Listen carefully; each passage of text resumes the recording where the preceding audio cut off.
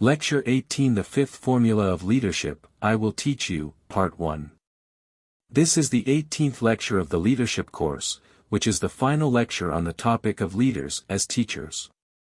In this lecture, we will discuss the fifth leadership mantra, I teach you. I teach you is a call to action, urging leaders to take on the role of a teacher. Like the previous four mantras, you can embody this principle without explicitly stating it.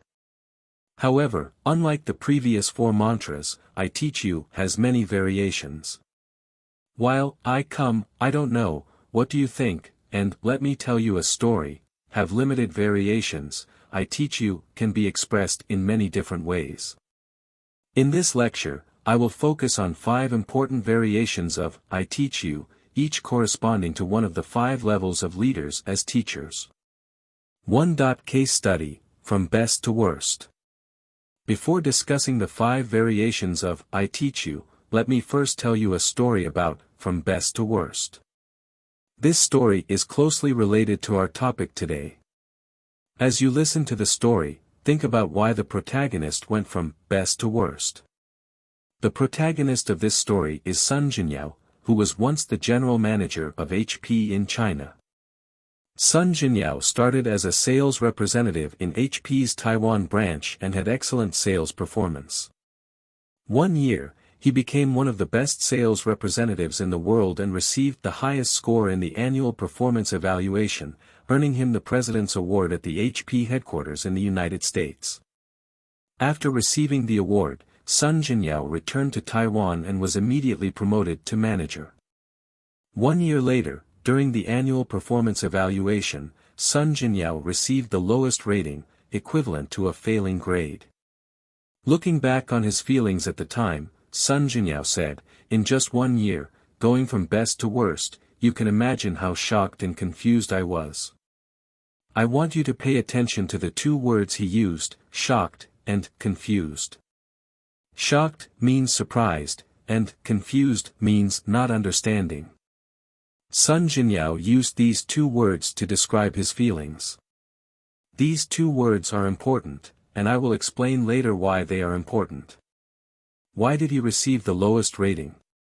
According to Sun Jinyao's recollection, his superior told him, Jinyao, you are a good sales representative, but as a manager, you still have a lot to learn.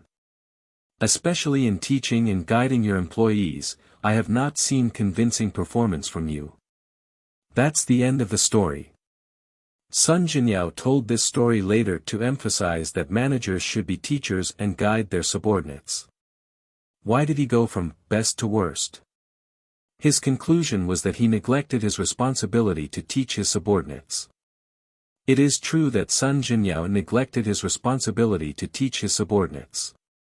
But do you think that is the only reason why he went from best to worst? I don't think so. I reminded you earlier to pay attention to the 2 words he used when he learned that he had received the lowest rating, shocked and confused. He was surprised and did not understand the result. What does this mean? I will tell you what this means. This means that Sun Jinyao's superior also did not do a good job as a teacher and neglected his responsibility to guide Sun Jinyao. In fact, Sun Jinyao's superior should bear the main responsibility for Sun Jinyao going from best to worst. His superior did not do a good job in at least 2 aspects of guiding him. First, when Sun Jinyao took on the role of manager, his superior probably did not make it clear to him that his main responsibility had changed from selling to teaching subordinates how to sell. Moreover, during the entire year, his superior probably did not track Sun Jinyao's performance in teaching subordinates, did not provide timely feedback, and only evaluated him at the end of the year. This is why Sun Jinyao felt shocked and confused. Therefore, my conclusion is different from Sun Jinyao's. My conclusion is that Sun Jinyao's superior did not do a good job as a teacher. I read Sun Jinyao's story in a magazine and made the above analysis. Later, I had the opportunity to meet Sun Jinyao and wanted to verify my analysis. When I met Sun Jinyao for the first time, although it was presumptuous, I mentioned his story and asked him 2 questions.